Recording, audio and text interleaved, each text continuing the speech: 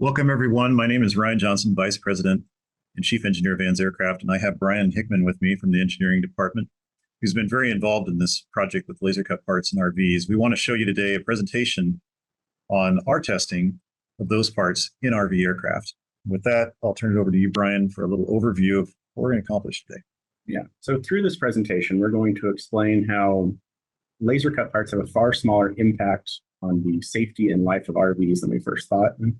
We're going to explain how we've come to that conclusion, explain how we classify parts as acceptable for use or needing to be replaced, and how we prioritize the safety and value of RVs throughout that process.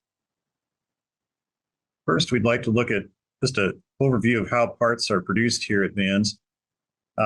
This is punch dies that we use in our punch press. They're all Trump punch presses, and this video is going to run here. You have a female die and a male die. We use a very close tolerance between our male and female dies, which results in a very clean hole. That has been that way for a number of years, where we have the final hole technology at final size. And then the process that was used starting in 2022 that involved the use of a fiber laser. A fiber laser is a very concentrated laser. It has a very small heat affected zone. And next, we'd like to talk about concerns about laser cut holes. We predominantly make sheet metal parts with punched holes using CNC automation, all the internal and external sheet metal structure. In 2022, due to a dramatic backlog of parts and to increase our production capacity, we approved laser cutting as a manufacturing process for certain components and certain thicknesses. These parts underwent significant testing in this transition. The samples themselves went through our own fatigue lab and were approved for use based on a specific set of parameters. Next, move on to a timeline. Yeah, so that initial testing was in October of 2021 and continued for a number of months before the initiation of laser cutting to the production system. For a number of months, and as those parts made it into the hands of customers, there was a delay between those parts being produced and receiving any reports of issues with these parts. The initial reports were that we had irregular holes that were out of round or oversized in certain groups of parts. This prompted a second round of fatigue testing analysis through the lab, and that continued on through March of 23 in parallel with part production. It was not until May of 23 that widespread reports of cracked dimples started being received by Vans Aircraft, which initiated the third round of fatigue analysis for these components, and that continues today. If we go back to that second round of testing, during that period, we had conducted rounds of fatigue testing as this went on, especially on the holes that were out of round. And at that time, that fatigue testing showed that we had equivalent fatigue life to punched holes. And that's, again, what we're seeing today. So it's a continuation of that test result over that time period. And again, it wasn't until those reported of cracks on Vans Air Force, there was a thread that came in that we began to narrow in. We take a look at the root cause of what caused this issue. There was two cut patterns that happened over the period in which we cut laser cut parts. The first pattern on the left is a swirl pattern, or it's been called a pretzel pattern. The laser starts in the center of the hole and ends in the center of the hole. And there's a lot of heat involved in the first penetration of the hole. The laser is constantly moving in that pattern. A fiber laser, as we've already explained, has a very small heat affected zone. And the idea is that the laser doesn't stop on the edge of the hole and build up heat in any one location. We later learned, as events went along and as we talked about on the timeline, when holes started to come in that were egg-shaped or out of round, we asked why. We went back and looked, and it turned out that the holes were being reprogrammed in a different manner. The laser penetrated at the center of the hole, went to the edge of the hole, stopped. And when that stop occurs, the laser has to stop for an infinitesimal amount of time, which seems small when you watch a laser, but it's actually more than that. And then proceeded around the hole and stopped in the very same location. What happened is there was an area of the hole at the edge where the heat built up, and that caused something called solidification cracking. And we'll take a look at that here in this next slide. I'll say it's important to note here that we don't have a clear picture of exactly which parts were cut with which pattern. So in any analysis and testing, we assume the worst case that they were cut with this improper method. As we dig into these parts, we're going to be looking at a number of cracks, essentially.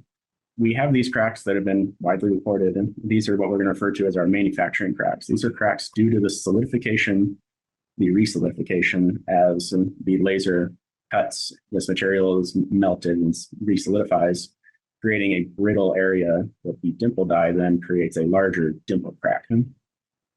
This is different than cracking that develops in service, that is fatigue cracking, and that is primarily what a lot of testing is going to be focused around. This fatigue cracking is a phenomenon as the material is worn out in service. We're looking at the effect these manufacturing cracks, if we just bucket them together, have on the propensity or the likelihood of fatigue cracking occurring. Taking a look at this next slide. On the right-hand side, this is a report of a builder crack that happened. This is a RV14 fuselage. It's a thicker member with larger diameter rivets, but we saw the same on 8th and 332nd rivets. On the left-hand side is a depiction of a test sample. So what we're trying to show here is the test samples we were able to recreate at or equivalent level of cracking, this manufactured crack in the test samples. We're looking for representative cracks of these worst case, we feel like, representative holes. We're purposely having these test pieces made with this incorrect pattern to duplicate so that we can run through our analysis and test lab with essentially the conservative or worst case scenario parts. And we'll show you in a few slides from now that the test samples had multiple hole locations, but every hole we created this feature. So it's replicated at every hole in those test samples. Just a little bit of nomenclature about a dimple itself. We'll be discussing this through the presentation. There's the rim of the dimple. That's the part that is stretched during the dimpling process. There's the edge of the hole, then the cone flat. The other part here that we'll discuss briefly coming up is the mark from the dimple die. Any of those who's familiar with dimpling knows that when you use a conventional springback die, especially with the C-frame dimpling tool, you hit it hard enough, you'll leave a mark on that material, and it's going to plastically form or plastically affect that material within that mark. And we touched on this briefly, but primarily the concern here is with the durability of the component. And in design, durability, especially in this case, as we talk about fatigue, is the part or the structure's ability to withstand these in-service environments, whether that's loads or corrosion or what have you, but it's the durability of the structure in long-term use. And so our focus here is on long-term durability, not a static strength type of analysis. Yeah, and then fatigue in general, it's important to look at fatigue life of a material, especially aluminum. So metal and metal fatigue is a term thrown around often, and this has definitions in material science. And what we're looking at is how the material wears out over time. Aluminum will always wear out eventually. Now this can be in, effectively millions of hours from now under very low loads. This could be fairly short periods if it's at very high stresses. And when we undergo testing and have structure that is loaded in really similar ways, and it's going to be the point of highest stress in that material that develops a fatigue crack. This can get complicated when you have built up assemblies through riveted joints, bolted joints. What we're primarily going to be looking for, are we creating a stress concentration or some other phenomena, combination of variables that creates more stress, or some other something that uses fatigue life at a rate faster than it should, and would then show up as in-service cracking and fatigue cracking later on down the line. Next, we'll talk about types of structural parts. And sorry, this is a lot of background information, folks, but we'll get to the good stuff coming up. There's three types of elements that we'd like to talk about: principal structure, primary, and secondary structure. The principal structure is structure in which there is no redundant load path. An example of that would be a wing spar. elevator spar, aileron spar, flap spar. Spars, they do not have a redundant load path. Another example of that would be something that holds the control system. And a part that will come up and you'll see later on is the inboard wing rib. The inboard wing rib has a torque tube on a 10 and 14 wing. And since it supports the control system, that becomes primary structure. If it would fail, then your control system would fail. Principal structure. So other structure, this principal structure would include landing gear attachments. And we also considered those. That's something that's more load dependent. And we looked at with math. So we'll get into that a little bit later. Next, we'd like to talk about safety and durability testing. Durability, as already discussed, involves a number of things. One is just how will the maintenance be on the airplane over time, along with how long is that airplane going to last. And if we look at the most important issue, and that's safety. And when we look at airplanes in the field, the one thing we wanted to know is, when we were first investigating this issue, we knew that there was a possibility that a hole would be out there with a manufactured crack, as we're calling it, in existence. And so we wanted to be sure that that would be safe over time. So how did we approach this? And this is probably one of the most important slides in this presentation.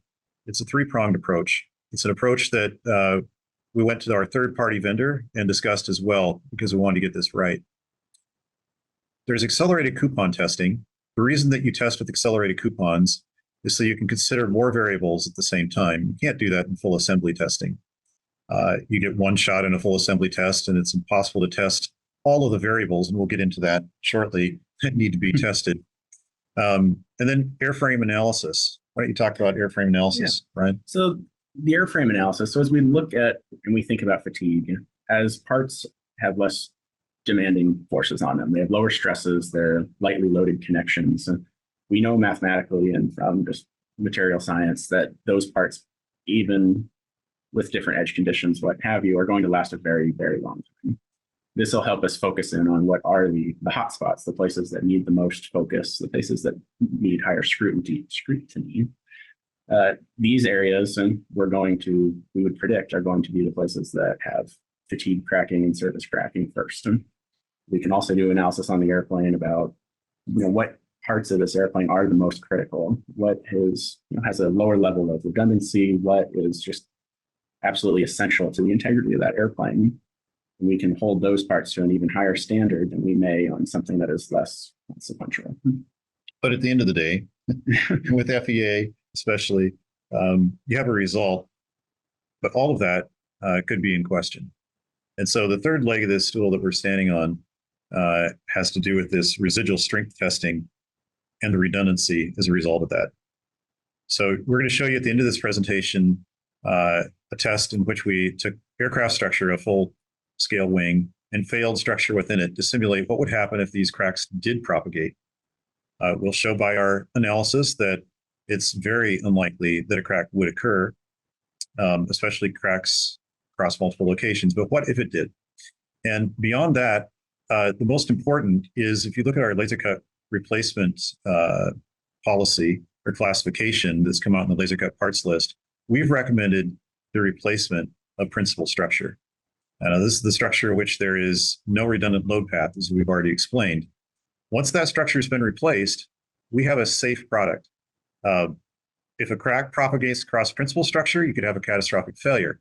But if a crack propagates across secondary or primary structure, then there's far less concern, especially if you've done residual strength testing to show what would happen if that structure would fail. So that's why that test is important. Once you've conducted that, we feel with these three phases of our testing in the approach, we've assured the safety, but also some level of what, we've answered the question, what is the durability of this airplane going to be? Yeah, and I'd like to expand on that. And it's this residual strength testing is to some degree a demonstration of how the airplane is designed. And the design of the airplane is tolerant to certain manufacturing defects. Parts are generally not loaded up all the way to the capability of the material. It is an attribute of design that this structure has residual strength with certain parts compromised. Right. Yeah, so as we approach this problem, we knew we're not material science experts and that we needed to reach out and make sure we're covering all the bases and really have someone else back up our approach to the issue. So we engaged some material science experts, some metallurgical experts, and they were able to bring this professional knowledge. This is the type of work they do day in and day out to review our laboratory processes, our coupon design, our structural analysis. They brought more specialized equipment to the table to try to work through the problem quicker. This is something that certainly takes a lot of time, especially being a statistical property with quite a bit of variation in it. You need to build these large data sets. So having more equipment to do that is very important. And then just other capabilities that are really not found in an aircraft design manufacturing place, these high powered microscopes, and really being able to evaluate the structure of these parts and what changed as they were cut with this new process. It's a lab that's been around for some time. They have experience in everything from aircraft structure up to other types of structure in other areas. And so they have that plus access to laboratory equipment. That's civil structure, oil, gas. Right. Definitely highly scrutinized industries that need just as much of the right answer as we do in this case. Testing and metal structure. So evaluating a structure for durability, resistance to fatigue is certainly nothing new. Metallic aircraft structure has been around a long time, and there is significant industry guidance that's developed through the years, both from scientific papers and actual regulation or just advisory type documents. And some of that is applicable to RV structures, and much of it is not, at least as we get into these military commercial aircraft, cabin pressurization. But we certainly used what has been developed, and we used the test methodology, the guidance on accelerated coupon testing, the guidance on structural review as we approach this problem. Mm-hmm. Yeah, as you already mentioned, AC-25, that's for airplanes that have common carriage. They're carrying passengers. And we did take some of that information and apply it. But overall, you're going above and beyond the requirements of even a FAR-23 aircraft.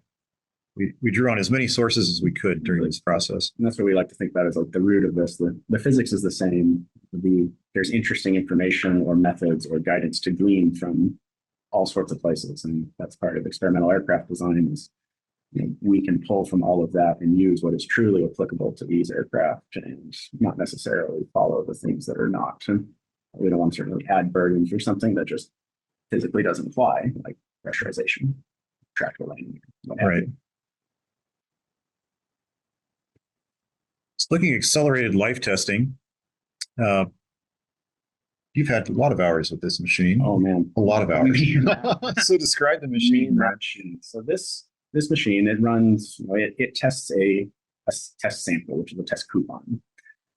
These test coupons typically take about 8 hours to run. There's quite a bit of statistical variation, but that means you get to go and see that machine every 8 hours and 3 times a day, round and round you go. There's certainly been help, but this machine specifically, so it's tracking load, position, and it can do this custom cyclic variable testing to a programmed form, path, pattern. And we use this to apply hundreds of thousands of these load cycles, typically fairly high load cycles, to try to develop fatigue cracks. And then we look at the number of cycles it took to develop that fatigue crack, and we do these comparisons across samples of different variables, manufacturing methods, all sorts of things. And anything that'll fit in the machine to some degree, tension, compression, however you fixture it, can be tested in this machine. So the machine we use is made by MTS. It's a common machine in the fatigue test industry.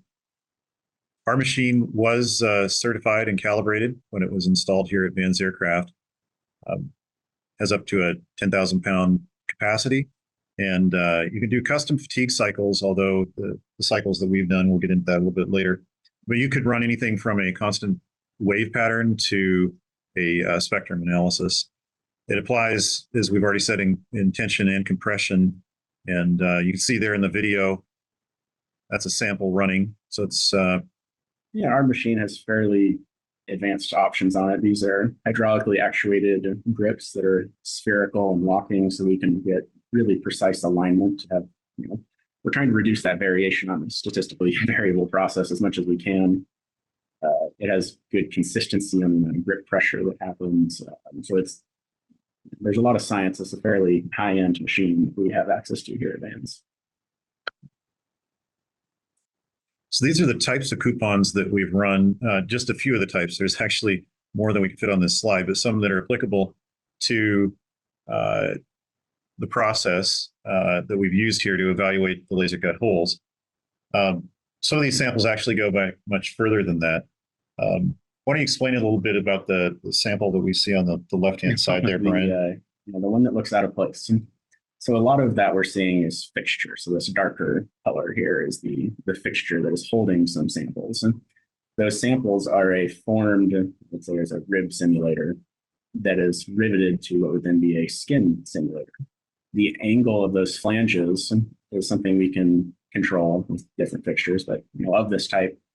And what we do with that angle is we can put a certain amount of tension into the joint along with the shear, which is often what realistic aircraft structure sees. And those samples have to run a little bit slower. There's more mass, there's some harmonics involved, but it is a very interesting, it's the most realistic coupon type we have to true aircraft structure, at least as we get into these rib, bulkhead, and the most common riveted joints we have in these. Right. That sample would run for days, though. The unfortunate part, and it limits your sample size. The one next to it is we're just testing the edges. So when we looked at laser cut parts, we wanted to know not only what would happen at the hole level, but also what are the effects at edges if people did not deburr their parts. So that was considered. So starting at the third coupon over here, as well as the fifth coupon, these two coupons are testing what's known as a lap joint. And most RVs structure, we consider a skin overlapping another skin or a skin onto a bulkhead is simulated by this lap joint. And you will get what's known as a peeling load. So the skin peels away from the understructure. And we'll look at how that affects how the rivet fatigues. It's a much different fatigue than you would see, let's say, a skin to a spar, where the spar is really stiff and the skin can impart load into that stiff structure underneath. So in that case, you have enough shear transfer that you can get load into the edge of the hole itself, versus the peeling load, you start to get effects where the skin and this starts to stress. And we'll get into that in a bit. Yeah, another way to think about that is, as we have these two sheets and they are pulled against each other, that rivet, I think it was a pin, is trying to roll over. It's getting wrapped through the hole. So that is that single shear phenomena where you just have a single plane of the rivet that is working. Right. The dog bone open hole is testing not only the edge effects, but also if you have a hole in a material. We consider bolts, other types of fasteners, and then you have the staggered fastener in this coupon, which was the most prolifically used in our testing on the right. You can see that there's walls or flanges on the edge of this coupon, and that allows you to put compression into the coupon, both compression and tension. It also ensures where the load is going to go and that we can transfer that load into the rivet hole itself. Yeah, we're also, we look at this, it's double shear. So we have two sheets on each side, and we have our 8 rivets, which turn into 16 shear planes. And so it's also helping us kind of hunt for outlier holes. So we're looking for these, the worst case hole, or whichever one is the least favorable in that pattern, is going to develop its crack and in the test earlier. So it's certainly a test that is it is the most sensitive coupon we have to a laser cut hole phenomenon, or any hole edge effect phenomenon. Trying to drive ourselves into a most sensitive, again, conservative, worst case scenario test data type approach. Yeah, we touched on variables earlier, and the reason we approach this accelerated coupon testing at I would call it a detail level, just at the rivet hole. Mm-hmm. And because we can run them through the machine at fairly fast rate, in 8 hours or so, it allows us to build up significant sample sizes, so identical coupons, and then compare them to ones where we slowly iterate and change variables. So through this process, we were evaluating the material type, so the temper of the aluminum, material thickness, material grain direction. So the aluminum itself actually has different properties in different directions along the sheet. The solidification area, and so that when we talked about the cut pattern, so that's that cut pattern and how it's programmed, we can move it around to move that area of the larger heat affected zone to whatever we might be the most conservative position, the worst case scenario.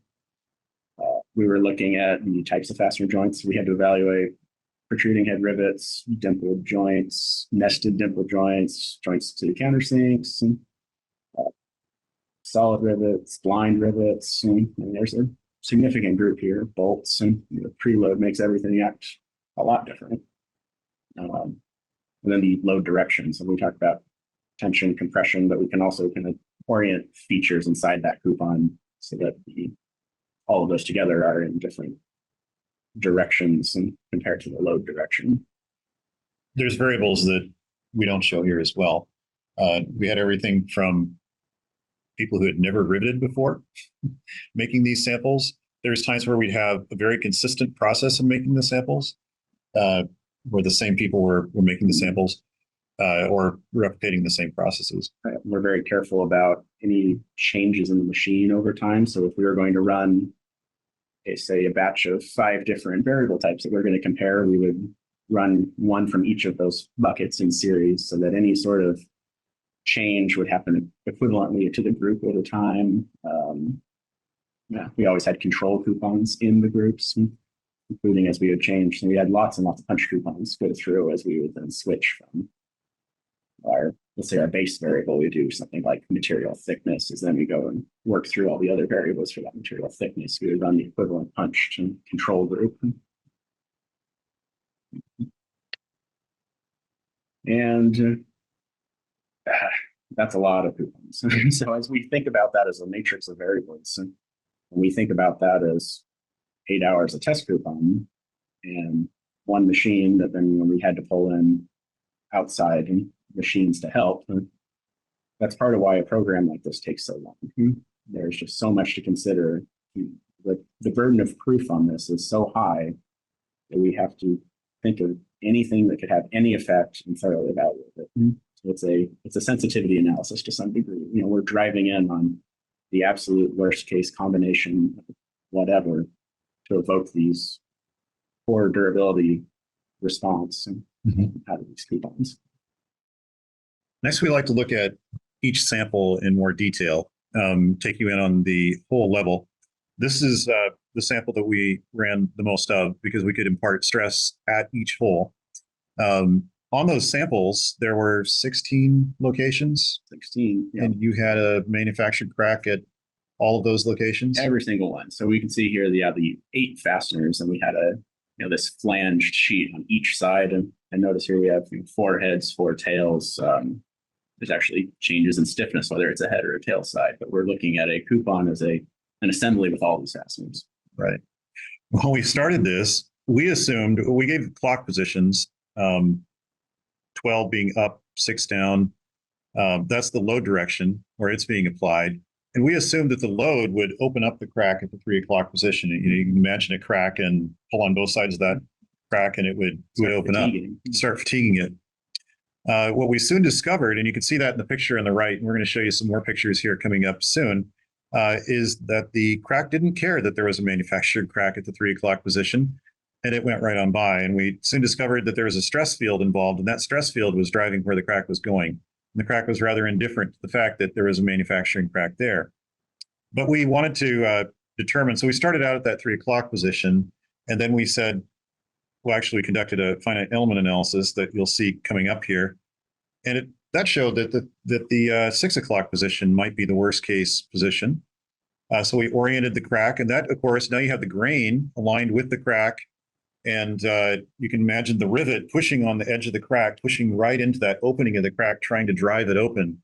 So now you have the pressure of the rivet pushing in there. Is that going to be the worst case scenario? But we saw that the crack was going somewhere in between the 3 and the 6 o'clock position, or 6 and 9 in this case is depicted. And at that point over time, we thought the numbers of the clock were going to be refined enough. But as we really we took these pictures through the microscope and overlaid and tried to understand exactly where these cracks were trending towards and pulled the statistics out of it. That's where we started switching into these 45-degree feature orientations and 22.5 as we start to just keep driving in on what could be the most sensitive and using this worst case scenario to try to evoke these bad features and these bad characteristics, I should say. So this next slide shows the orientations there. We rotated the feature around, and then also rotated the grain for each of those directions. So for example, at the 3 o'clock position, you'd have the grain also aligned at the 3 o'clock position. So not only are you pulling on both sides of the crack, but the grain is aligned, so it wants to split along that grain direction. So there's a number of variables to get through, and that's why you saw so many samples that we had to go through to consider those variables. You'd be able to, after some time, determine which had a slight change in the life outcome, and we'd run more samples for those. But here we get into some of the pictures of what actually the results were. And you can see here, go to this next slide. This is the manufactured crack. That's the crack that happened with the dimpling process. And you can see where the fatigue crack actually grew. And you're seeing somewhere, some of these, that's why we tried the 45-degree position as well as the 22-degree position. You can see over here on the left, the manufacturing crack, again, the fatigue crack went right next to it. Again, looking at another picture. What we'd like to point out here, looking at this picture, is here you have the manufactured crack. About halfway down the dimple is where we can see that crack ending, but as we know, cracks extend past where you can see the end of them. So this crack is going further into the material than you can see here. Yet, the fatigue crack that forms, it forms to the edge of the hole in a different location. And over here on the left, this photo, you can see the manufacturing crack. And this crack that came and formed in fatigue went very close to it. You would think in rational, if you're betting on this, that this crack would come up here and join this manufactured crack. That would be the path of least resistance, but it didn't.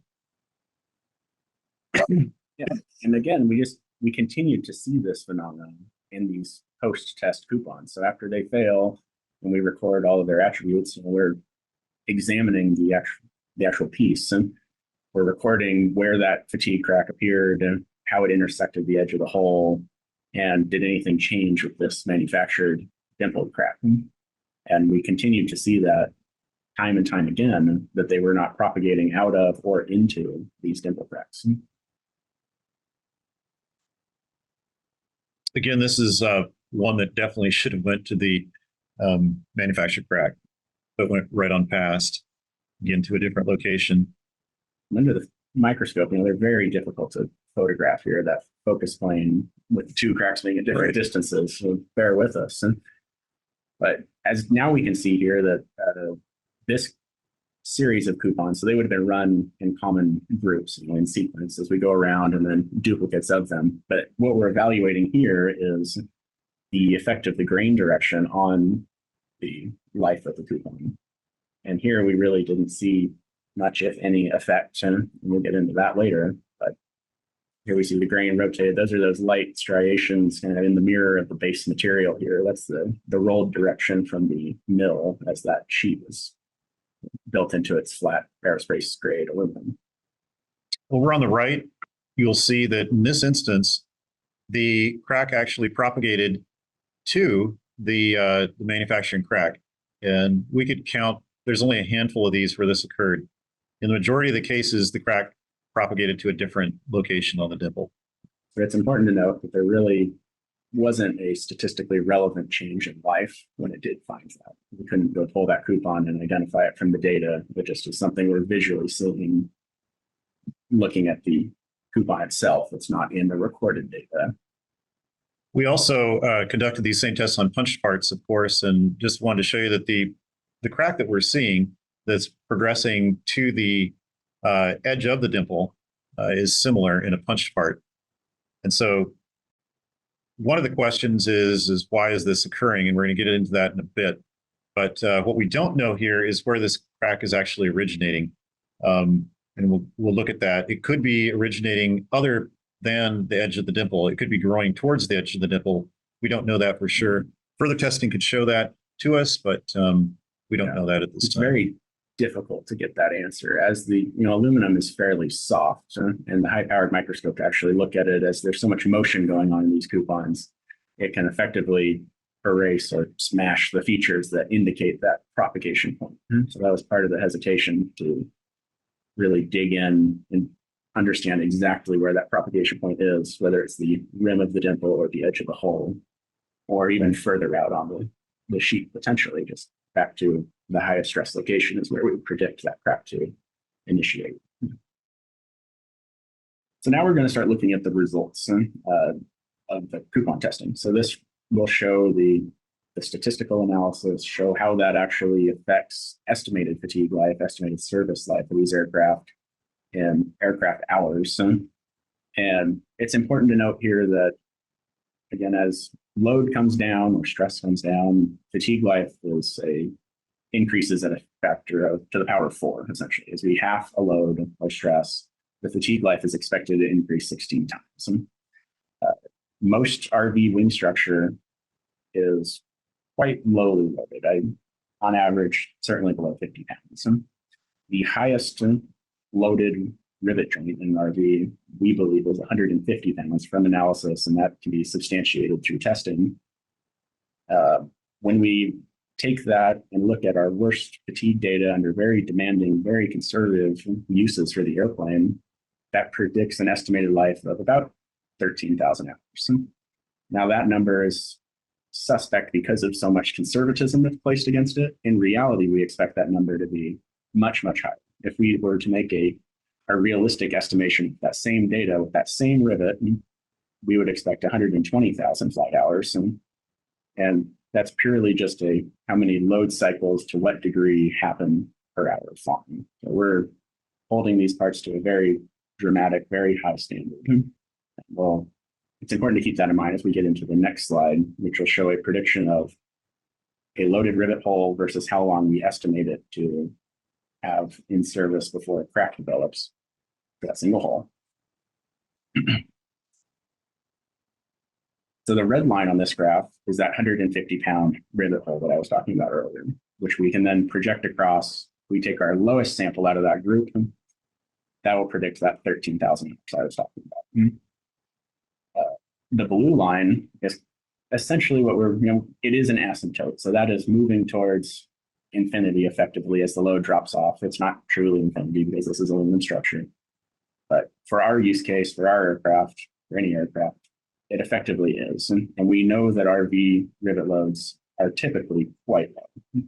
We know which ones have the hot spots. And we can use that to inform our decision in part classification. And it's important to note here that all of this data trends together quite well.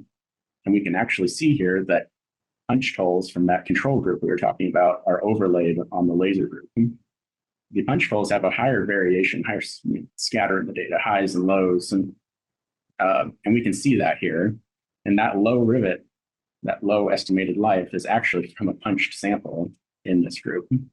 The black band that is created from all these different data points is much tighter and has a much more distinctive, predictable life in the punch group.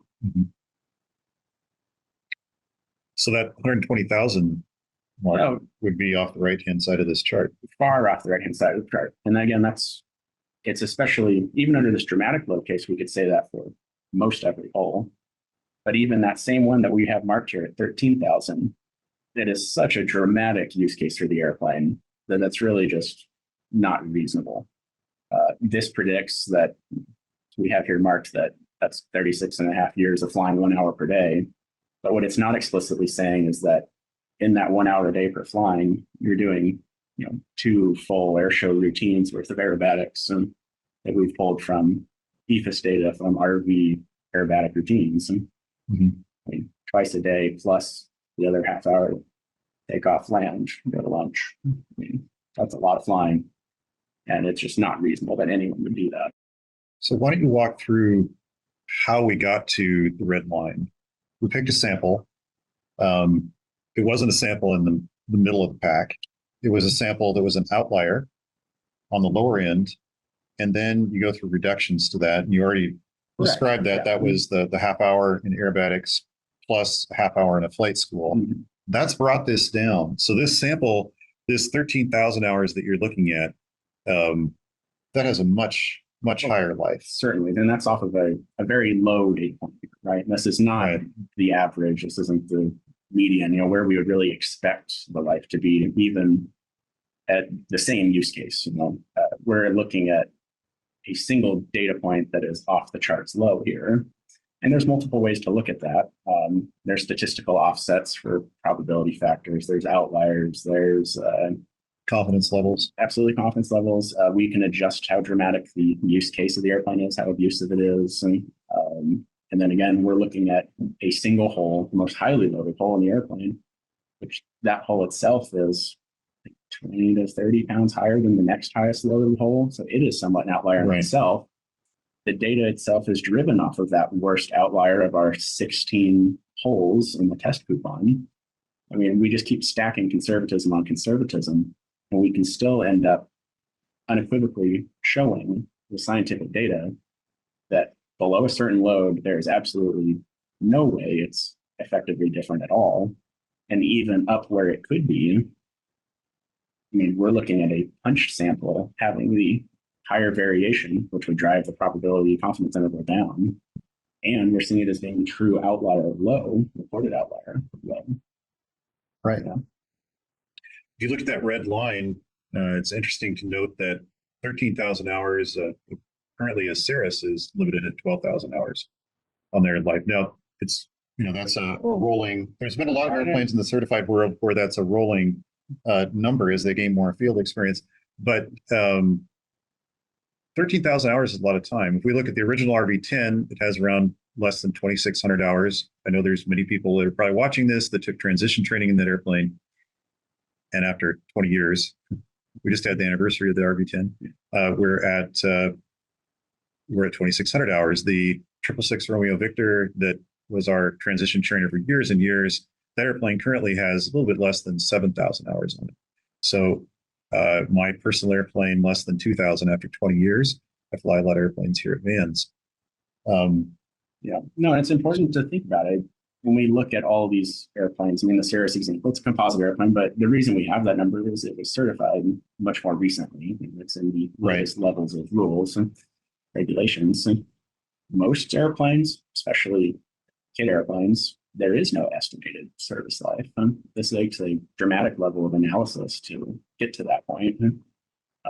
We know and we design airplanes to be durable by keeping stresses low. And that is an approach that we take that is part of what we're seeing, is that we're not asking the structure to take these demanding stresses or connection loads. This is a different way to look at the same type of graph. Looking at flight training, the aerobatics and full-time aerobatics, and how different those are. So walk through how to use this chart.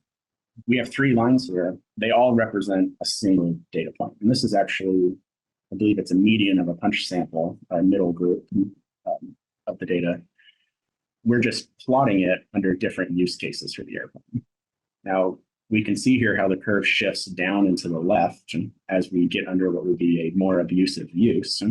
So we work ourselves to the furthest left, the gray line being full-time aerobatics. This airplane never stops. It's doing aerobatic maneuvering its whole life. It doesn't land, take off, nothing else. Doesn't travel from one airport to the other. We can work it up to a slightly less conservative, but still very conservative half-time aerobatics. And we can even push it all the way up and to the right towards flight training. And even flight training would arguably be a conservative use case for most RVs. That is not a walk in the park life for an airplane. That's a lot of landings. That's a lot of low level gusts, maneuvers, and fairly demanding of the airplane. But it's important to note here how much that line shifts and how high it gets and an estimated life, even as you approach kind of the limits of validity of this graph, which is down below that blue dash line, rivet yield strength.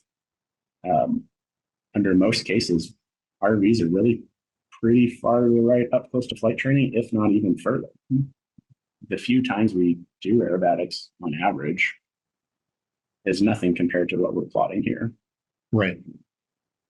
So how an engineer would use this chart, and also the chart before, would be to pick a load. Again, we're looking at the highest load, 150 pounds. You come across until you intersect one of these lines.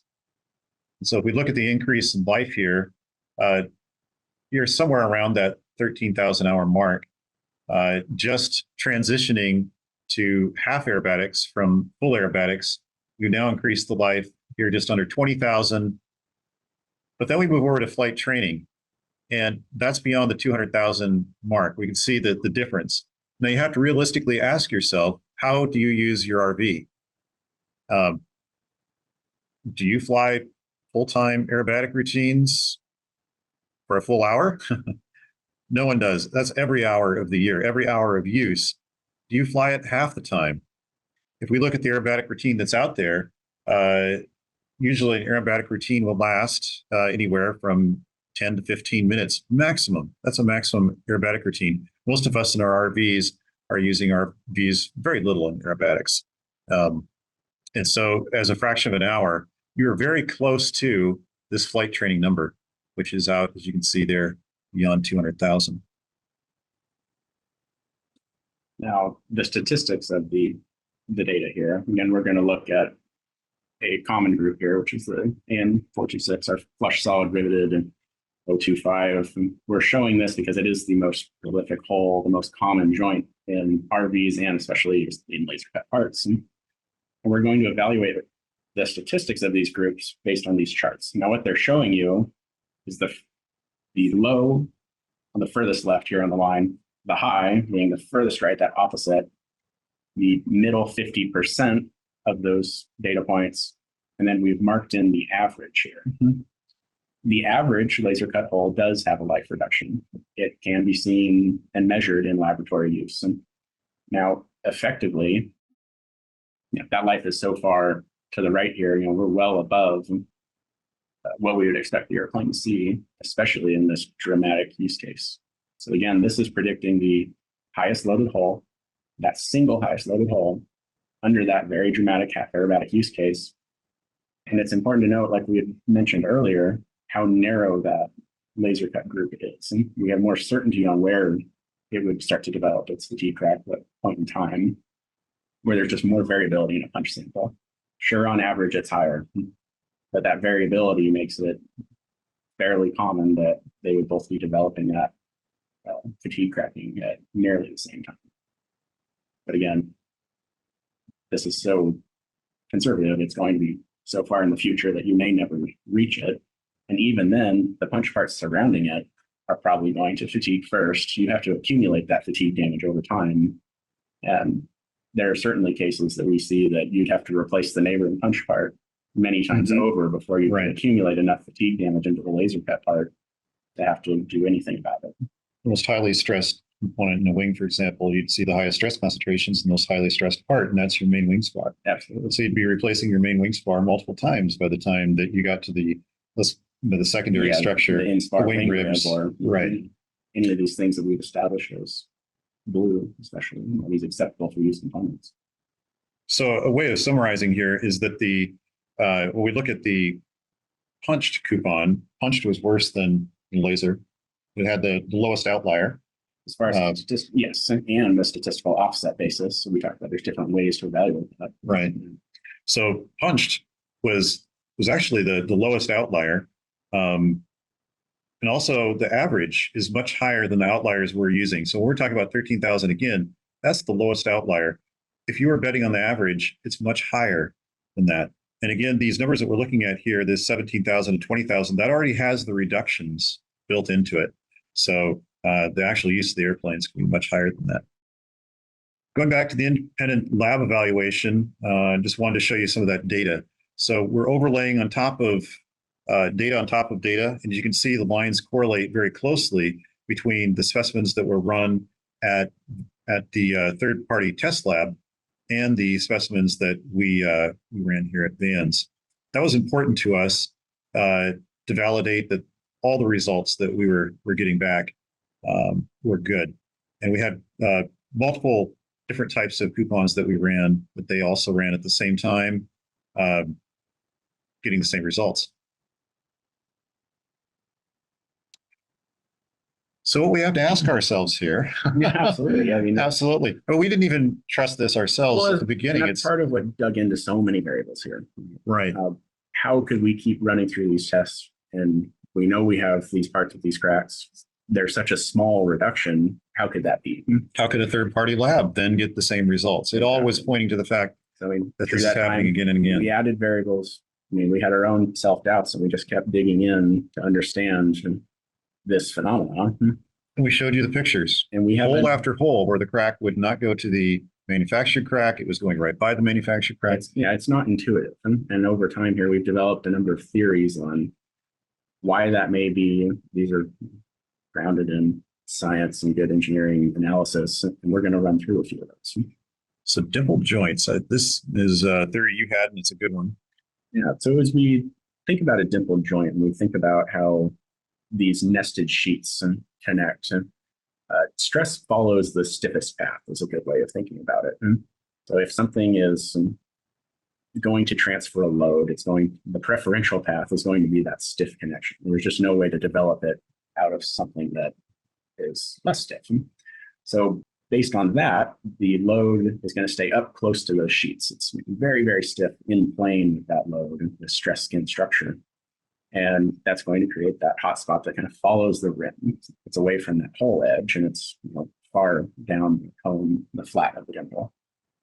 When we take that and we add to it the compressive stresses from both the dimpling operation, that little bit of spring back we get, and the rivet itself being a hole filling fastener that's applying more bending stresses that tries to rotate that dimple and push it out from this hole filling fastener. And these are the forces that are opening this hole. It takes that stiffest point that was already highly stressed, and it adds even more stresses from this little bit of bending adding to the rim. And going back to the highest stress point is going to be where that crack initiates, and that is truly the highest stressed. Though there is this crack, and though it's a geometric stress concentration, there's not enough stress there to multiply and get higher to be the point where that crack would propagate. It's truly still dominated by the stresses up in the rim. Yeah, so in a finite element analysis, and admittedly this mesh here is displayed a little coarse, we can see that. So that intuitively follows that load following the stiffest direction. Mathematically is shown through finite element analysis that we have these hot spots up close to the rim. Once you look at this mesh, this is what drove where we placed the manufactured cracks around the hole. Yes. And the question really is that feature at the edge of the cone, is that the new weakest link? Is it not? And what we've seen in test data is that it's not. The weakest link in the chain is the same weakest link in the chain it's always been. If we look at how things occur in the real world and how most RV structure, what it's composed of, it's typically a rib with a skin.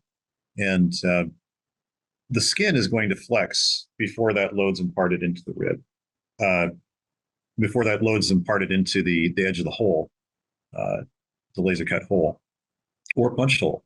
And what we've noticed historically in RVs, if you look at the service bulletins that have been issued, if you go back to the era when we had acoustic fatigue cracking in elevators, typically with thin skins, you would see cracking around the edge of the hole exactly as depicted, where it's cracking at the rim of the dimple. And if we go back to that finite element analysis model in the previous slide, you can see that high stress point. And that's what you're seeing, is that the highest stress point is in the edge or the rim of the dimple.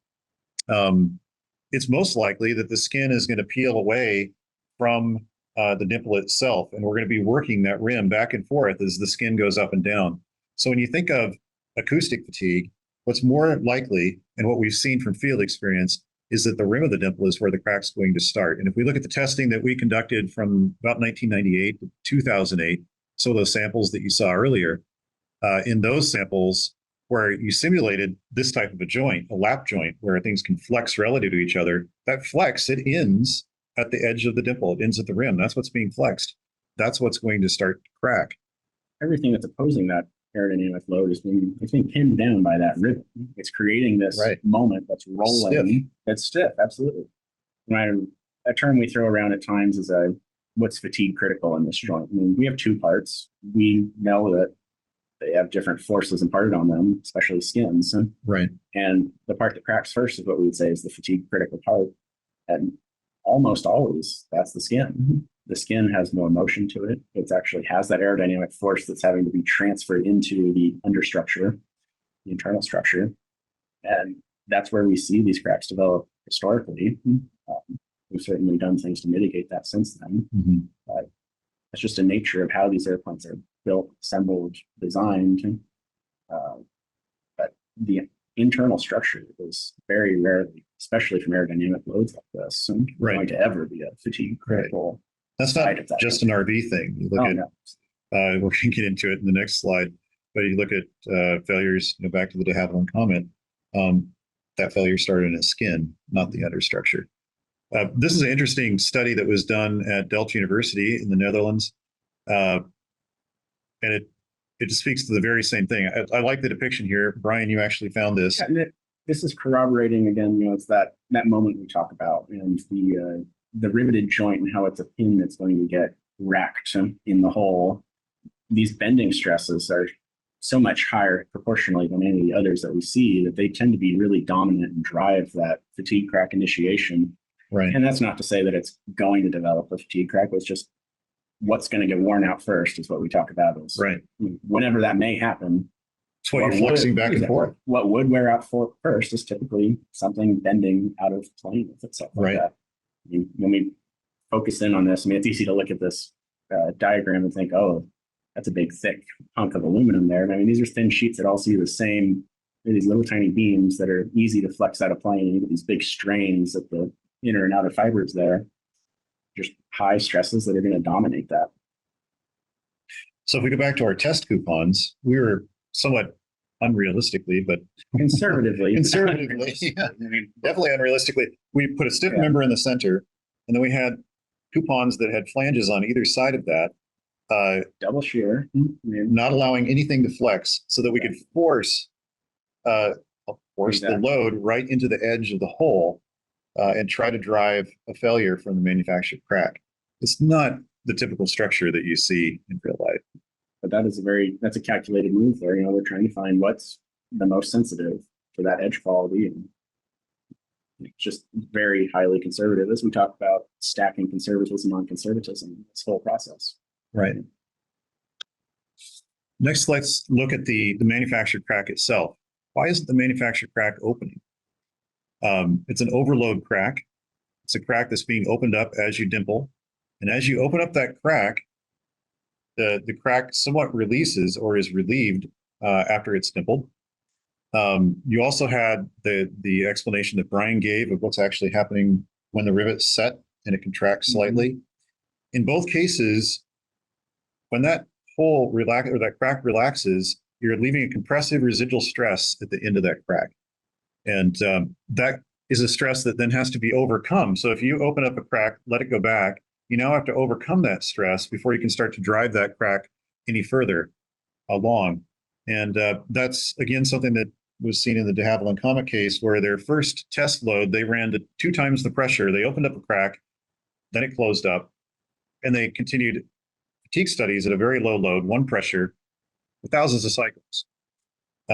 They had created a crack at the location where the crack would occur with compressive residual stresses that were shielding it.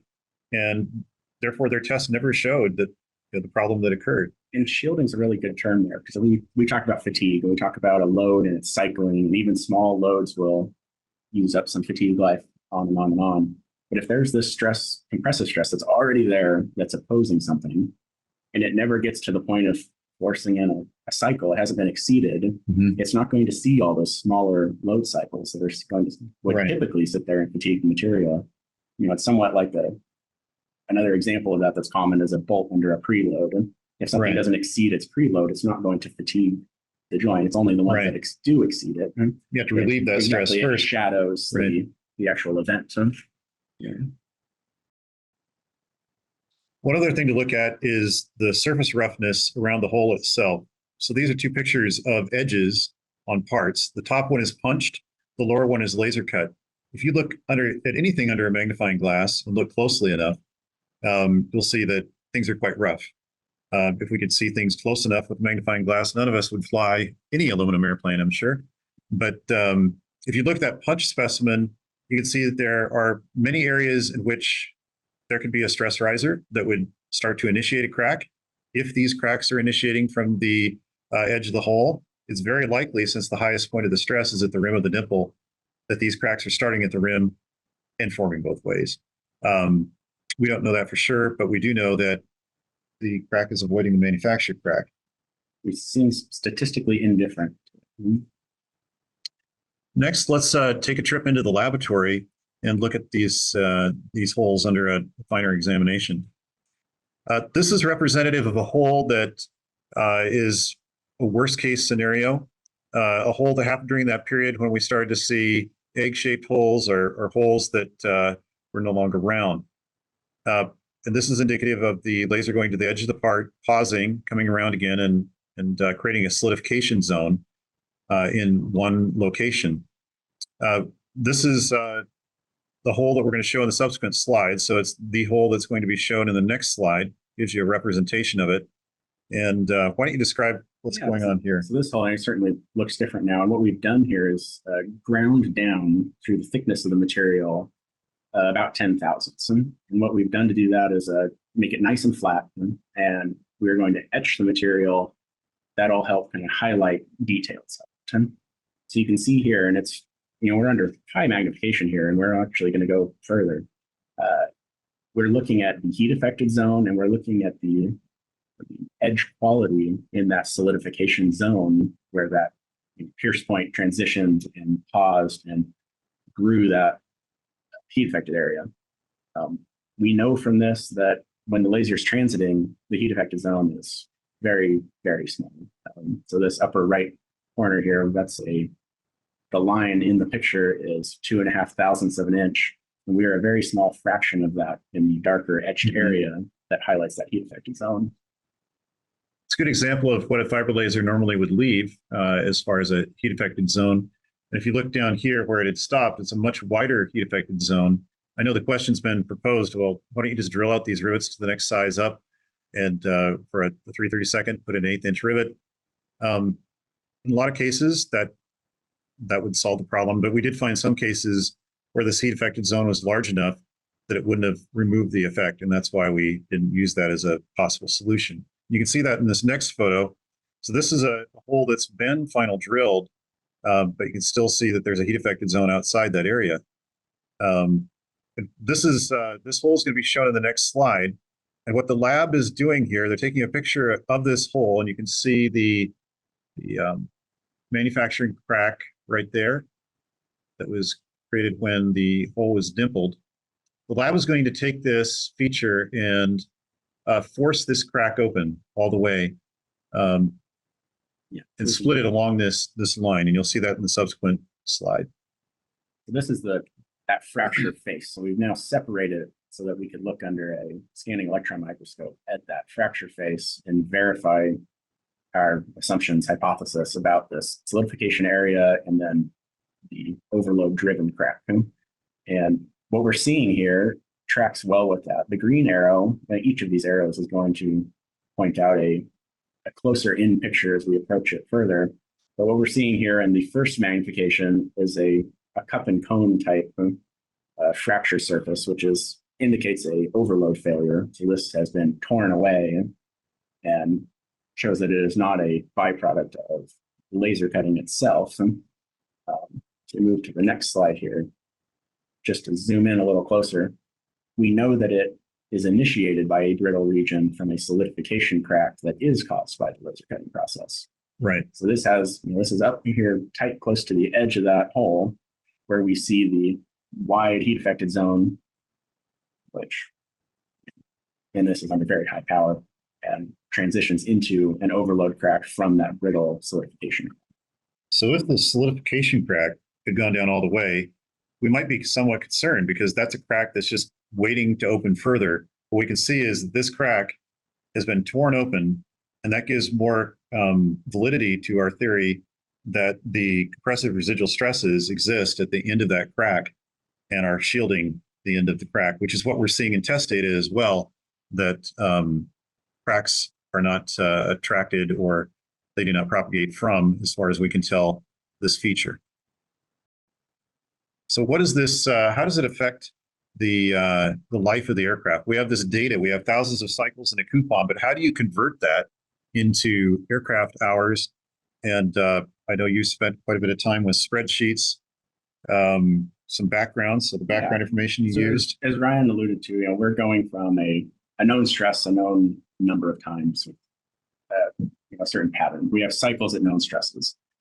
What we have to then do is do some analysis and understand, okay, how does that match up to how the airplane's used? And how do we compare these relatively large laboratory test loads to the accumulation of many thousands of aircraft load cycles, small, high? They all can accumulate and they can be quantified together and summed to a relatively even number. To do that, we need to understand the stresses in the airplane, how the airplane was flown and used, and then we just go back to known material science, material properties on the fluid itself. The FAA gives us guidance on, this is actually a material curve here, but the FAA gives us guidance on how to connect that and aircraft use case, which they have developed, into load events within the aircraft designer can connect to stresses and connection loads in the airplane. So on the right side of this chart, you're seeing the FAA's representation of aluminum. That's out of AC 2313A. That's how, it's a well-known material that they have charts for its life. We're using that. On the left-hand side, that's a picture of what would happen inside of a fatigue test machine. Moving to this next slide, this is an example of what happens in real life. So these are called exceedance curves. These are curves that tell you, what happened. That curve that you're looking at there is actually how you would determine what happens in a flight school. And then we move to the final, and this is called Miner's rule. Exactly. So Miner's rule is how we can equate these two. Right? We can accumulate fatigue damage at fairly high loads so that we can do fewer cycles, and then we can mathematically compare that to smaller events many more times. And that's kind of the root of accelerated testing and how we understand this problem.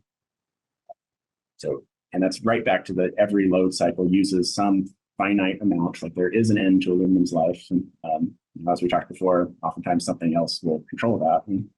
But as we use these tiny fractions, 1 10 millionth here, 1 50 millionth there, we can add those up and we can use a predicted use case that we can accumulate all this theoretical fatigue damage and compare that to how the actual structure, assembly, or small detail performs. Mm-hmm.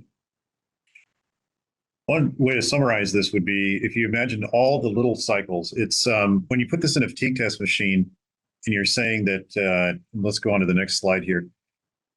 What's the equivalent in a flight school? It's saying it's 1 full cycle to limit and 1 negative half of that value in the negative. That's not saying that in a flight school during an hour, you're expecting to go to limit load once and go to a negative load. What it's saying is if you add up, I'm going to go back to the previous slide. If you add up all these little tiny hits and all the areas under all those little curves, add them all together, it's conservatively equivalent to a full cycle, 1 full cycle up to a half negative. And again, there's math for this. The half negative that we're using there is actually conservative. Realistic is given as less than half. And we've chosen the conservative value there. It would be like minus 0.2 to minus 0.4 is what they give for realistic. We're going to the conservative. So again, it's layers of conservatism stacked one upon another to give these equivalencies, how we're converting the number of cycles into aircraft hours. So this is the aircraft hours in a flight school. And moving on to what happens in the aerobatic world, we looked at 2 different aerobatic routines. The one on the left, though, is where we collected EFIS data from Ken at Redline Air Shows. So we had multiple air shows. We had a whole year's worth of air shows. And we watched him fly out to the aerobatic blocks, fly across country, and his air show lasts 12 minutes? 12 minutes, roughly. And we know how many he did in that year, his hog times for the year, and that's what we're referring to. And that I would think of him as somewhat of an outlier use case. And we are way more conservative in our projected estimated hour math model. Right. So using the same methodology that the FAA used to develop their aerobatic reduction curves, which we just much more dramatic, demanding than what an RV would see. I mean, it's more sport aerobatic than unlimited aerobatic. And, so there was a window there where we needed to develop our own use case for the airplane that matched our views. Right. So you're seeing a reduction factor somewhere in the 90s. And when you look at that 13,000 hour number, what we're doing is reducing that factor, saying, okay, it's half of that. So we're going to take whatever our predicted life is, and we're going to reduce exactly. by, yeah, we take these number of hits per hour and we do half hours of those and half hours of flight training. Right. Both feel are conservative. Even Ken's airplane, if you told me estimate how long until this happened, we would not be using this dramatic of a use case. Right. Certainly be much more up closer to a mean, average, predictable number, not an order of magnitude conservative. Right. Like we are. So all these numbers that we're giving you, we're assuming that you're flying Ken Reader's show a half hour of every hour that you're flying your RV. Just consider that. Looking at how we develop these loads, this is an example of FEA analysis. This is a D-cell on the front of the wing. And as you can imagine, this D-cell is connected to the spar. It acts somewhat like a cantilever beam.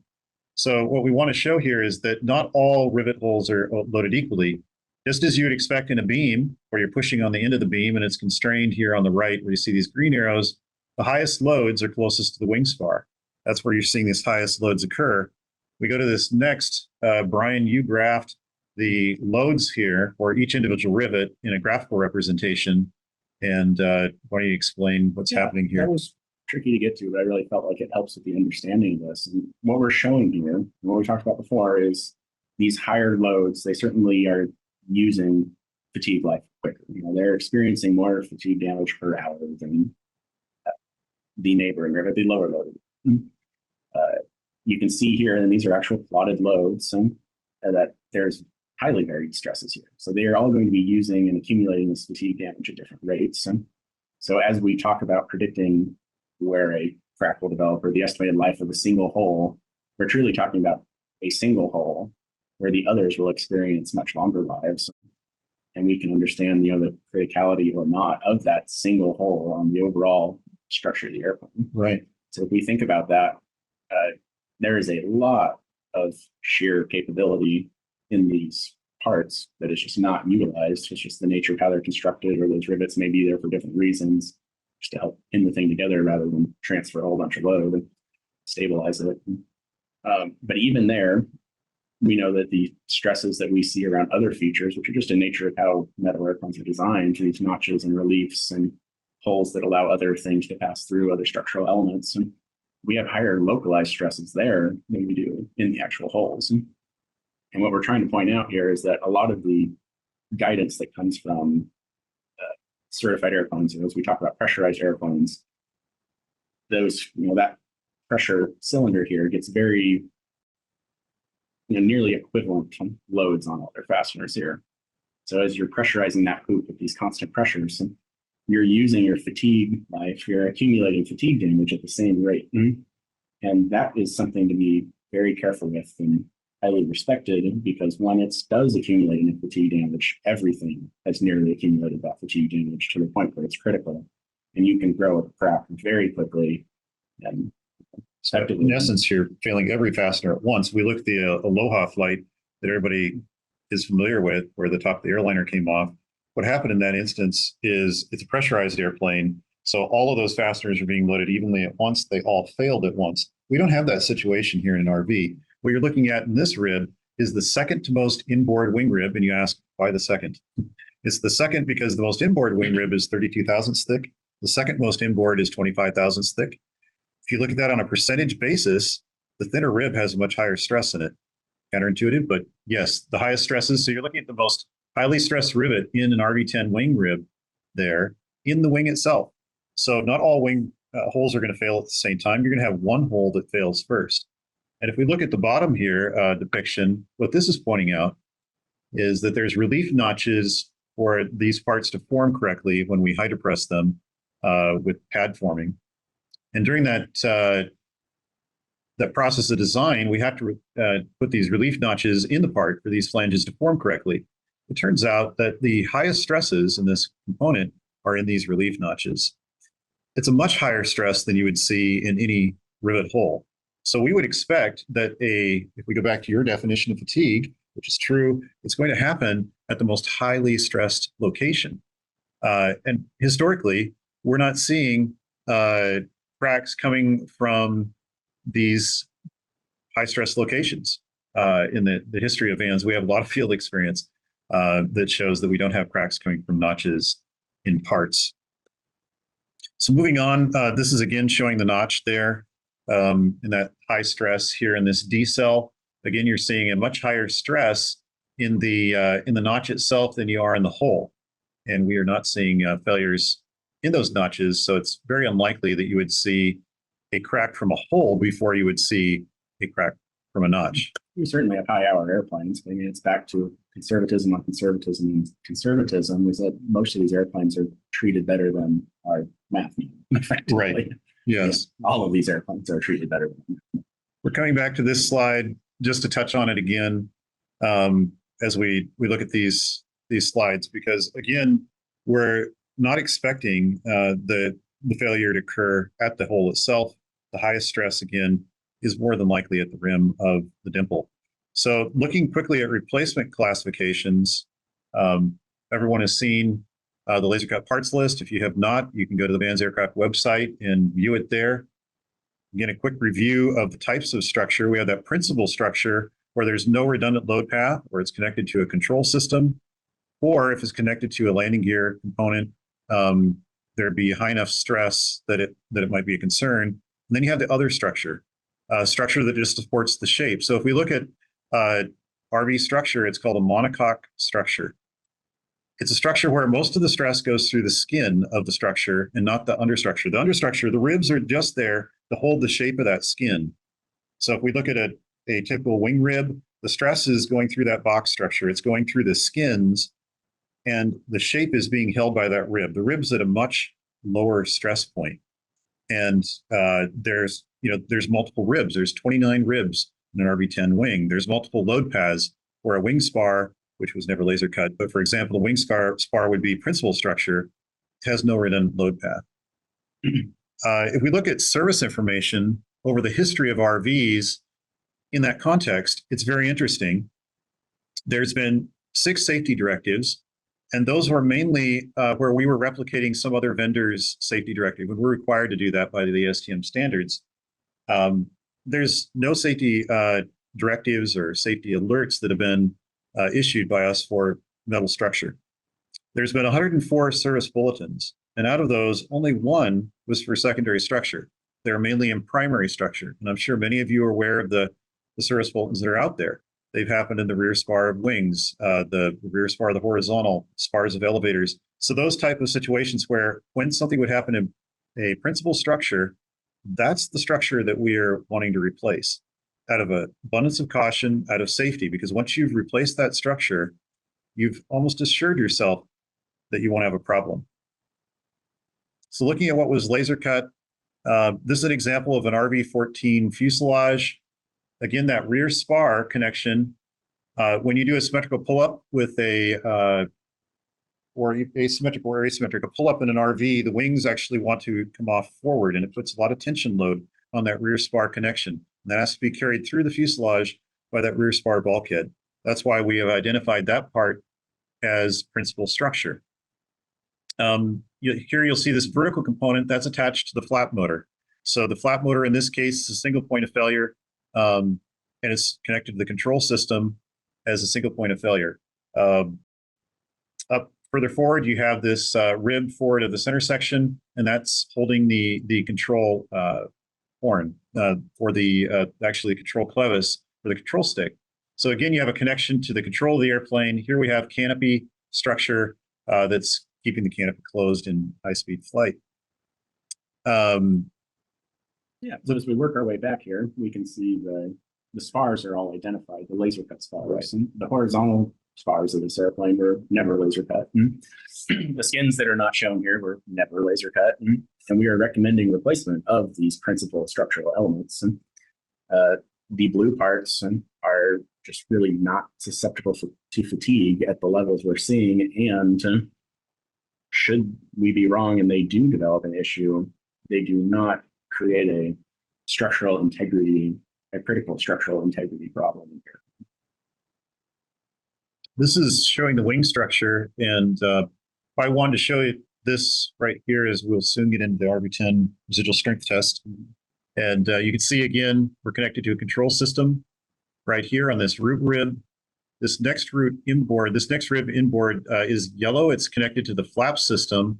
And you did some analysis on that. Correct. So we've done, and it's important to note here that the RV14 has two flap bracket attaches here. The outboard one is blue. The inboard one is yellow. So, I mean, they are both very important to the control system, but the loads seen on the inboard one are dramatically higher, both from an aerodynamic perspective and how the actuation system is designed. And so if we consider the loads, the number of cycles, which is actually pretty low for a flap compared to other things. Absolutely. It can only really develop those loads when deployed, and the other limitations of the aircraft, you just won't be pulling these high G maneuvers or experiencing these high maneuvering exceedances from those other curves. And you're not going to accumulate enough fatigue damage to ever have a critical problem on the outboard one, just because there is so much more load, and it's the remotest of possibilities. We're recommending the inboard and flat arm rib to be replaced, and its neighboring backup rib, which we can see there, which is quite small.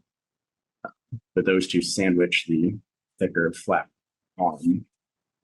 And again, flap spar, aileron spar, those are principal structure for a control surface connected to the control system. So out of an abundance of caution, not because of the loads actually in some of these analyses were quite low, but because it's connected to the control system, we decided to replace it. And this is that table that gives you a synopsis of what the colors mean in the different components that we just showed you. So moving on, looking at full assembly fatigue cycle testing, just like to take a moment and talk about the RV12. We also have been looking at the RV12. We currently have a sample still running in the RV12 for how many days? Correct. So in our MTS machine, it's at 7 days right now. It's a laser cut sample. That is quite the high outlier, but it's just part of the difficulty with running these lower load blind riveted type tests, which is everything takes a lot of time in any fatigue test. And then you add to it the fasteners and how the RV12 is built, that those samples just take so much longer. They take so much longer. We'll get into that on the next slide. We'd like to show you here is the test device that we ran a RV12 stabulator through.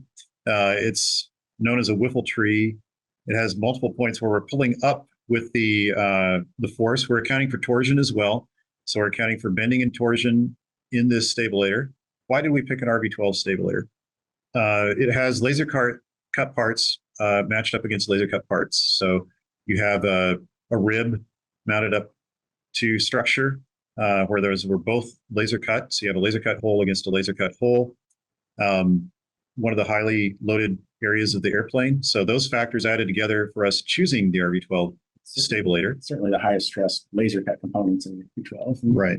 You can see here that this looks somewhat non-traditional compared to some full assembly fatigue testing you may see, but we wanted to be able to run this lights out with no computerized feedback loop. I mean, it is a fairly scientific tool, albeit looking somewhat crude, but it is applying the correct span-wise torsion, the distribution of the load span-wise, clockwise torsion, the reversing load. Everything's been weighed, calibrated, tested, and it's the most accurate way to get a clean load distribution on it without load cells and hydraulics and introducing other things that may go wrong and invalidate your test. Introducing an overload event that could get some amount of plastic forming to it could invalidate a test and create other issues. And this is pulling up with a full upwards limit load. And then you notice the boxes underneath are pulling the stabulator in the downwards direction to the half negative. So that's simulating a negative load as well. Which the limit load, again, is the highest load we would ever expect an RV12 to see in service. You at the remember physical limits. There's certainly design capacity after, but this is the highest loads that you could accumulate fatigue damage at in actuality. you remember the slide that we showed you regarding flight test hours. It's a full up cycle and a half negative is equivalent to 1 hour in a flight school. So when we look at this running over 30,000 hours, you'll see that that equates to 30,000 hours in a flight school, which I think we can all realize by that time, probably the flight school would want to have replaced the airplane. I can think of next door here, we have the highest time DC-3 in the world, which has been flying since World War II, which has 93,000 hours. So it's a third of that. And how many years has it taken to get there? So here we're looking at the test coupons themselves. This was just a random set of test coupons that were laying there, but it does have the lowest outlier that cracked through the holes or from the holes with a relatively low number of cycles. This is the only coupon that failed this way. And we get into the phenomenon with the RV12. As you can see over here, the other sample and these samples that cracked at the holes lasted over 1 million cycles. After you go through the reduction, hundreds and hundreds of thousands of flight hours in a flight school. So besides this one outlier, which is still a high number of hours, and we've done the math for you here on the side, it's 193,000 cycles. You run that through the exceedance curves, the minor rules, AC 23-13A, we end up with 96,000 hours in a flight school. And then we're just applying a conservative factor on top of that, a factor of 3, we're down to 32,000 hours. When the loads are high enough on the test coupons, the rivets always fail. We have to lower those loads significantly to allow the failure to occur at the hole itself. And by the time you've done that, you can see the number of cycles typically are so high that it's unrealistic that it would ever fail at a hole. So we're seeing that the rivets fail first. And if we look at what happens in the real world in field experience, look at Service Bulletin 141103. That's for the inboard lower wing rivets that attach to the wing spar. And those are highly loaded. It's where the bending moment's the highest at the root of the wing. And we were seeing failures in the rivet heads. They were coming off. So you're again seeing a failure of the rivet. And we changed to a stronger rivet type in that location. Again, nothing was laser cut in that location, so you don't have to be concerned. But if we're looking elsewhere on the aircraft, we've come to the conclusion that the rivet head will fail before the hole will fail. Still, out of an abundance of caution, we have identified some parts in RV12s that we consider we would want to be replaced. And that's just the third leg on the stool that we talked about in our safety approach here. For all of these things that we're looking at, the recommendation would be just keep inspecting your airplane on inspection intervals. And there's a lot of areas, especially where we're talking about attachments to landing gear. If it was my personal airplane, I would just continue to inspect the landing gear area. It's very inspectable. The number of load cycles are low. If you consider the loads that we were considering when we looked at it, it was limit loads. Big limit events. And you've all seen our drop test videos. So you're considering landing an airplane in that manner, and then how many times do you do that? How many cycles do you have? And you look at the actual structural design of each of these details, the varied rivet loads within them, they're going to use, no matter what happens, they're going to use the fatigue like at different rates. And it's not going to go if anything were to happen. Right. And it's important to point out here, I mean, it's fairly well known in industry, and I want to point it out that blind rivets typically have poor fatigue performance over time. That's just a known. To combat that, in design, we put in more rivets at lower loads, and we can get long fatigue lives out of it. And that's part of the handoff with easier assembly and installation. And we had also touched on, that fatigue critical item. We were comparing two parts before now.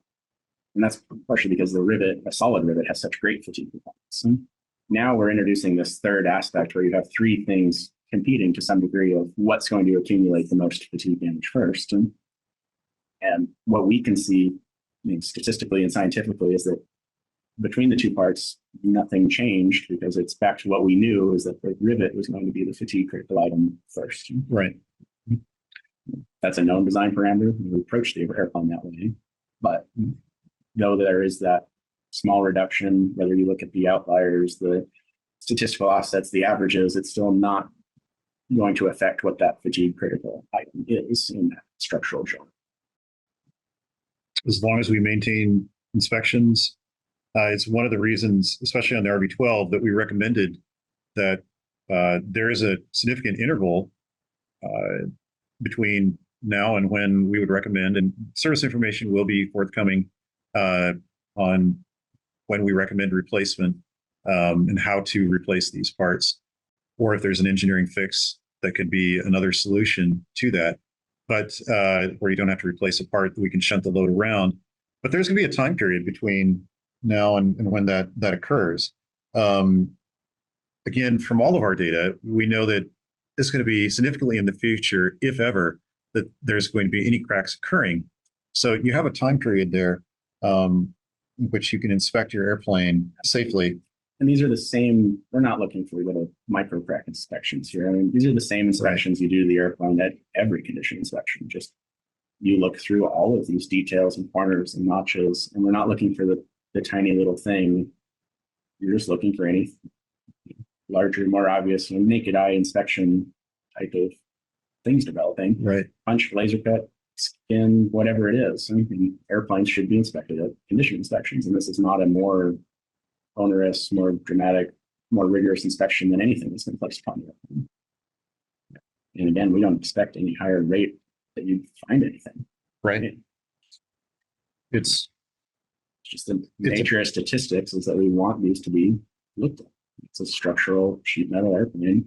And again, the third leg on the stool, so to speak, covering all the bases to keep these airplanes safe. Next, let's look at residual strength testing. Again, this is testing that occurs on a full scale assembly, and you were involved.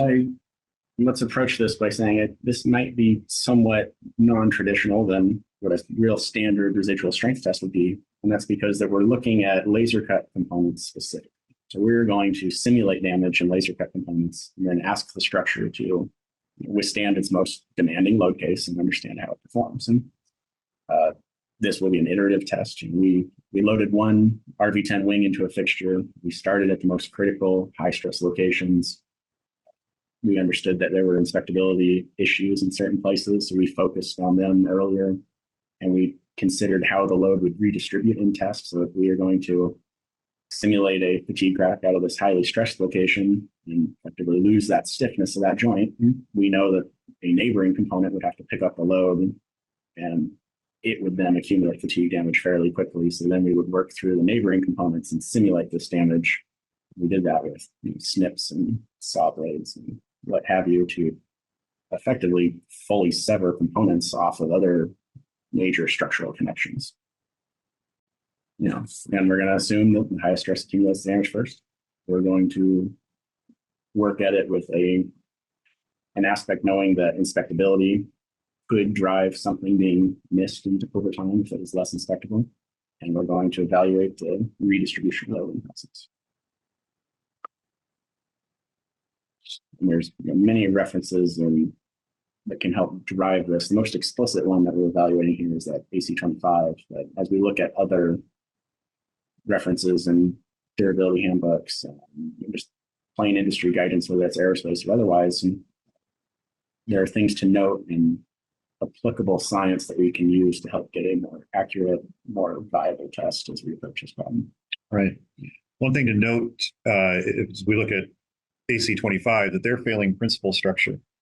And in this test that you're going to see, we're not only failing principal structure, we're failing secondary structure. So primary and secondary structure, those wing ribs.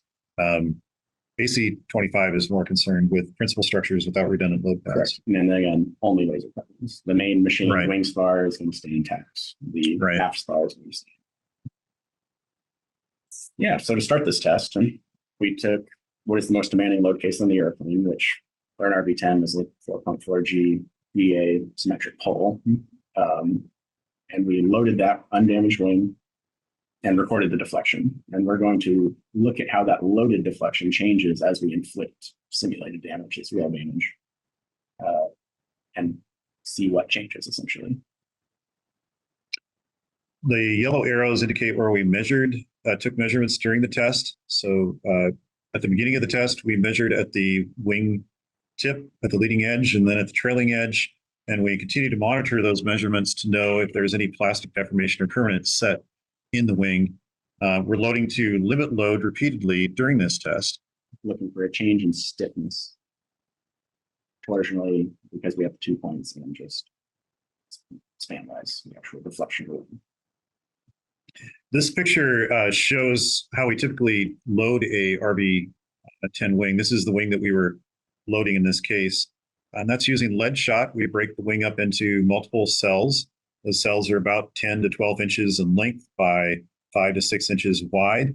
And it's distributed across the whole wing. So we're not only accounting for wing bending, but also wing torsion. And that's very important. There's plywood boards on the top of the wing there, and you can see that those have been, we have a note there, they were removed later in the test. Those boards are cut in the chordwise direction. They're independent, and they also have slits that you can't see on the backside along the spanwise to allow them to flex. So we didn't expect any strength added from those boards, but just to be sure, at the end of the test, or near the end of the test, we removed those boards and tested without those boards as well. Off the back of the wing, you can see here some loops.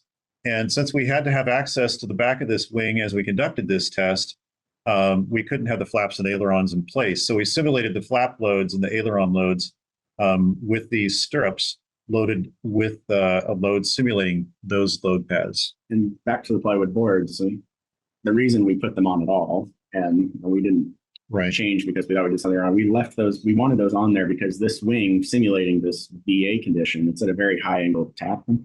So we needed the load direction to be against a wing that's basically asking all these shot backs to slide off of it. And that is off the front. That is the inefficient shape of that beam because we are, that load vector is not in line with the web of that spar. That is all a known issue that we needed. It had to be that way so that nothing would slide off in these repetitive, iterative tests. And then we did just burn up 8 rolls of duct tape to make it work towards the end, because that's how you have to get them to stick under that 12 and some degrees angle tap. So residual strength testing, we're going to a full limit load at VA. There's 2 ribs damaged. And here on this first test that you're going to see in deflection recorded, there was 0 deformation. So looking at this next slide, it shows you the actual damage that occurred. Again, we're cutting from what's simulating that highly loaded rivet that you saw before across the rib. And we're following the stress path that we saw in the finite element analysis. A crack will not grow if it doesn't have a stress field to grow in. It's very unlikely that a crack would ever grow across a rib. It could occur, but it's very unlikely that a rib would cross because there's neutral zones or neutral axes where there's very little stress. There's tension on one side, compression on the other, and in between there's very little stress. So for a crack to grow across the zone without stress in it is unlikely. We followed the stress zones and cracked to the nearest structure. Once these have been severed, we have effectively cut this wing rib so it's no longer connected and can no longer carry vertical shear forces into the spar. So the only thing carrying these loads at this point is the skin, this bridging the gap here onto the spar itself. Again, we're looking at the second to most inboard wing rib because that was a thinner wing rib and it had higher stresses. So it was more likely, since it had the highest stress rivet, it's kind of the canary in the coal mine here. It's the first one that we would expect to crack if it had ever cracked at all. And we're looking at an internal tank rib as well. Now, the tank ribs are non-inspectable items, so you're going to see that as we progress through these tests. And here you can see Brian had a lot of time with the hacksaw. There was 156 cracks that we simulated in this wing. So that was a lot of cutting, a lot of patience. You also got to unload this wing in between these. So there was 24. So 24 times off, 24 times. But what we're pointing out here is we're sequentially failing parts. This was done in a very sequenced manner. We're failing the first part, and then we're assuming that the load gets shunted to the next component, and then that fails. Here you see that this wing rib has been severed, so it can no longer carry load to the spar itself. You'll also note that the spar no longer has support of this wing rib for the spar to buckle, to resist buckling. And now we're simulating, okay, we've now cut the next most likely ribs. Look over here, you can still see that our deflections are remaining. After we take the load off the wing, we would measure it again, and you can see that it remains at about the same. We have zero permanent deformation. You're going to see that there's very little change in this until we get to about the 19th rib that was cut. We've skipped ahead here from test 3 to test 6, just to expedite this here. And this is the first point where we see any change in loaded deflection here. We've moved a 1/16 of an inch on the leading edge. We've cut all tank internal wing rims. So this is assuming that you didn't notice cracks or couldn't inspect cracks and that they occurred in every tank internal wing rib, and that we've now severed all of those ribs from the baffle. We've failed the 2 most highly stressed inboard wing ribs, and this is 7 wing ribs failed at this point. The other thing to note here that we've also started to fail is disconnect the rear spar. Now, we couldn't easily make a cut inside the aircraft from these components across, so we just cut the rib here. But to ensure that the rib had no benefit, we drilled out all the rivets that connected that rib to the rear spar. So when you think about that, especially on this inboard end here, by the time we get further in this test, think about the fact that every rivet is removed in these areas, especially where you have this doubler in place to the rear spar that's carrying the load into the fuselage for that rear spar. There's a lot of rivets missing at that point. Still, we remain at 1/16 deflection. You can see more and more ribs. We've now failed 19 wing ribs. The next thing we failed was the tank baffle itself. And although the arrow is pointing to the tank baffle, you can see we failed the most highly stressed location that's just outboard of this inboard rib. The inboard tank rib, the inboard most, is actually quite lightly loaded. So you have this most highly stressed location. We said, what would happen if a crack proceeded across the full height of the tank baffle? Now, by this time, not only are you negligent in your inspection of the airplane, but now you have blue dye on the ground, letting you know that this failure had occurred. And we're not saying that that's, again, it's very unlikely from our accelerated testing that any crack would occur. That crack would most likely occur at possibly one rivet, which you'd have a chance to inspect, stop drill. But we're well beyond that point at this point. And we're saying, well, now what happens if the tank baffle goes? And again, we're still, after failing the tank baffle, 1/16 of deflection. To expand on that, it's like, this is a demonstration and a test on how the aircraft was designed and how these parts have a lot of residual strength. The assembly has a lot of residual strength with these parts complement system. Right. So it's not that we expect them to develop these issues. We're proving the redundancy of this type of structure after we've already proved that it would take many, many times over of replacing wing spars and skins before you could ever accumulate enough fatigue damage or repair effectively into these parts to even develop these cracks. But you can see here that we've also now failed the front of these ribs, the rear. We've disconnected from the rear spar and from the front spar. We've also cut the wing leading edge in another location. So we've severed the middle of that front rib as well. So these ribs here are no longer able to carry their loads into the rear spar in shear, nor the front spar. The test continues. At this point, we drilled out all the rivets and their neighboring rivets at the high stress locations. So again, if you remember that slide where we showed the high stress locations for a rib, in general, that's true for all ribs. And we're watching these loads are shunted. So we drilled out all the rivets at all height stress locations on both the top and bottom side of the wing. The tests continue. This is test 17. We've now failed 26 of the 29 ribs, and you can see the advancement here is we've failed this inboard most rib as well. It closes out the box, so to speak, if you think of the strength of a structure being the sides of the box. And so now we've failed this inboard portion, and later we're going to take you on a tour and we'll show you what that looks like when we failed that inboard most rib. Now we are starting to see more appreciable deflections here, as recorded deflections, or loaded deflections, excuse me. But it's important to note that that is fairly small. The structure is still functioning, gets you home. It's not a critical issue by any means.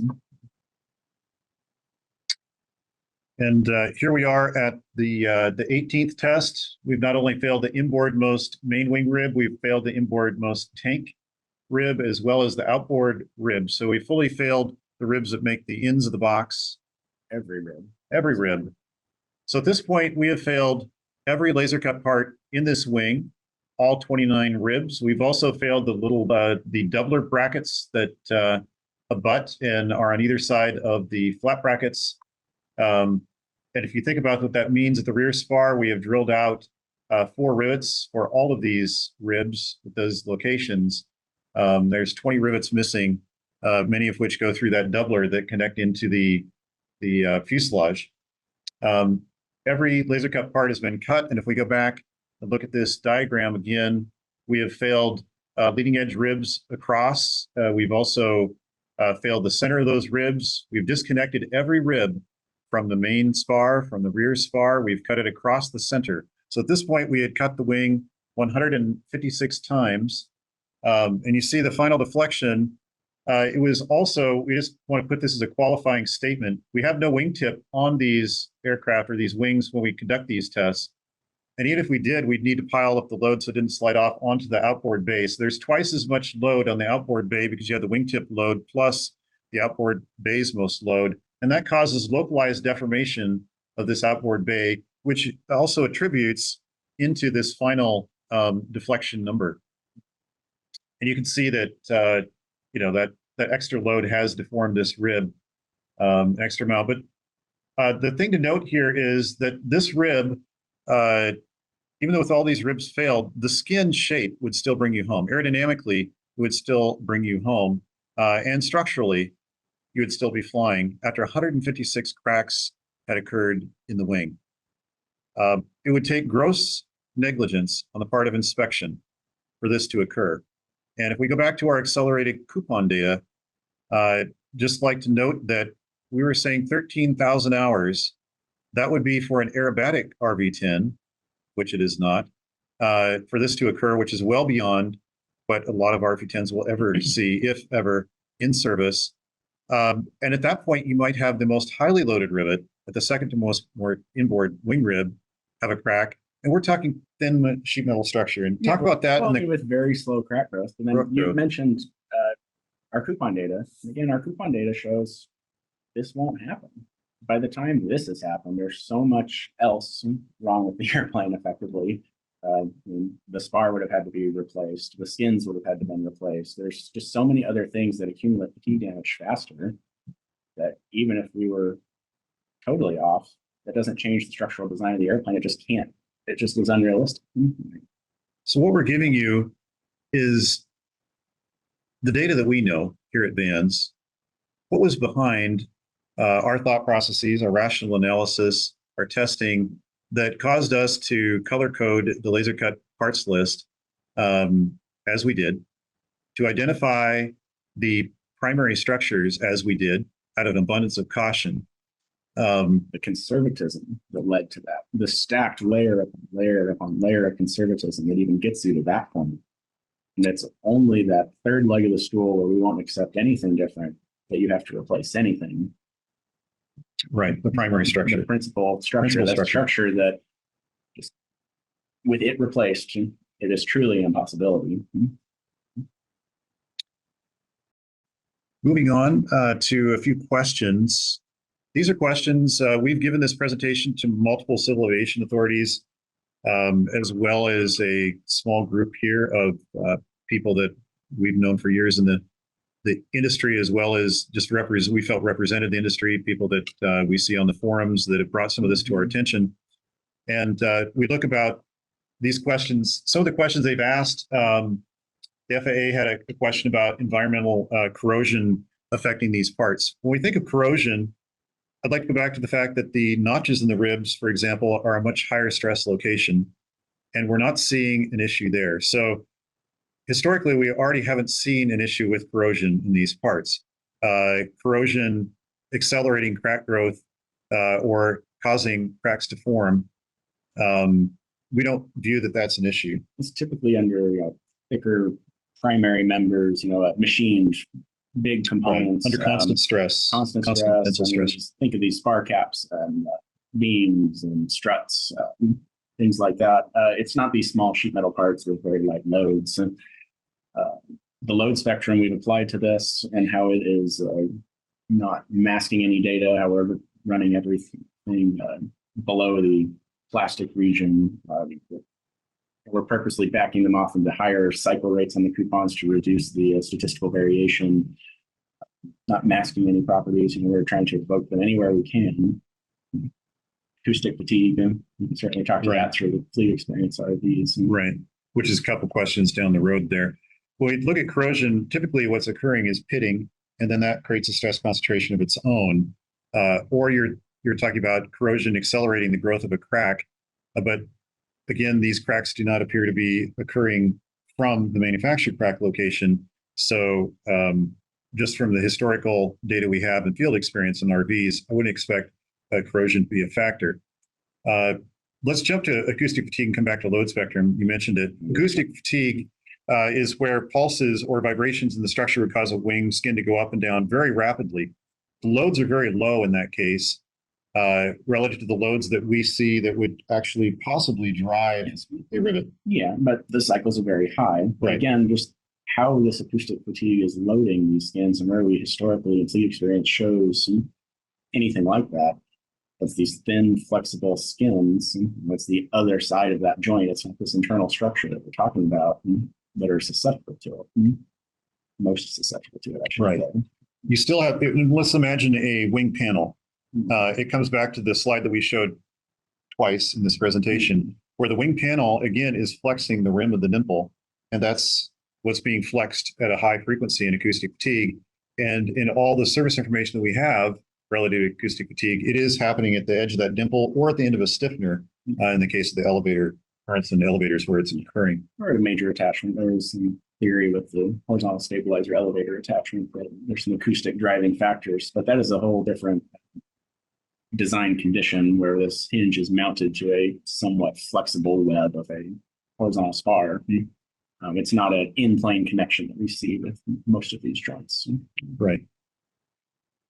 You have the load spectrum. So again, this goes back to the de Havilland Comet case where they loaded to twice the pressure, open to crack, and then all the subsequent cycles were not enough to drive that crack, and they were masked, and they really didn't have any value. They didn't add up. In our case, we're loading to the same load cycle. It's typically, we load until the rivet heads would fail. Let's say we're testing a solid rivet coupon. Those heads fail, and then we back off a percentage, and we're testing from that to a lower load. We're cycling with the sine wave. So each load is the same load cycle. Yeah, we're roughly looking for 200,000 or so light load cycles to failure as we design a coupon. And that's a good sweet spot for getting a test done and not developing more variability in it. So we're nowhere close to asking it to be up close to this plastic region, up close to its yield strength where the math starts to break apart a little bit or you have other issues.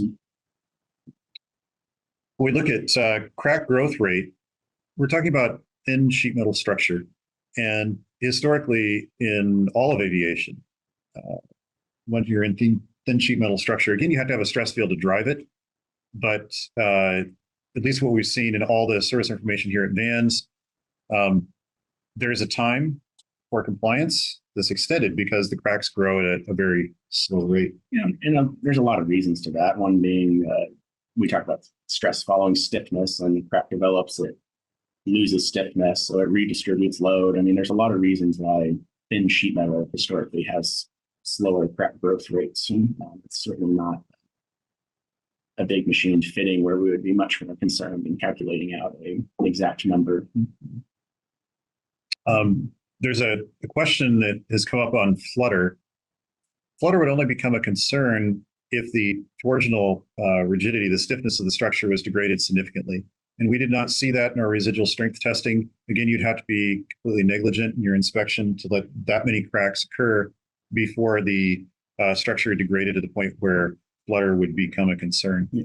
Think back to the number of cracks that we had simulated into the structure before we saw any deflection at all. And it was a fairly high number there. It took dramatic negligent damage to start to see any amount of change in stiffness.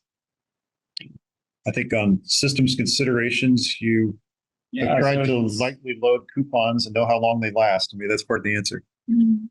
yeah, so systems considerations is more so how we could nick or cut or hold something. But I mean, Bracket that of would- course, yeah, the inertial capability of a bracket holding something that's fairly light and 4Gs on a couple of ounces is quite the low. Bolt's not gonna get high enough. I mean, it's so difficult to accumulate enough fatigue damage to even see something happen, especially not any sooner than how the aircraft base design, the punched airplane equivalent would be. There's nothing I can think of that would create a systems consideration any sooner than those airplanes. Right.